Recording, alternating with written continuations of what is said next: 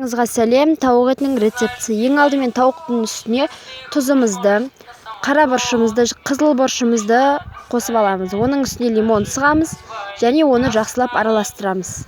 Оның үстіне соя соусын құямыз, жақсылап араластырамыз.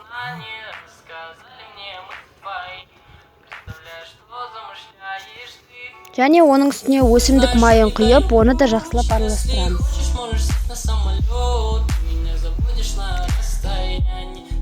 Майонезімізді қосып, жақсылап араластырамыз. Барлық жеріне жетуі керек. Және де бөлме температурасында 30 минут қойып қоямыз. Ол сынуы қажет. Содан соң біз оны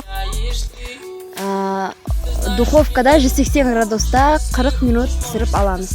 Біздің тауық етіміз дайын. Ас болсын, сіздермен болған Дильназ. Сіздерге де жасап көруге кеңес беремін.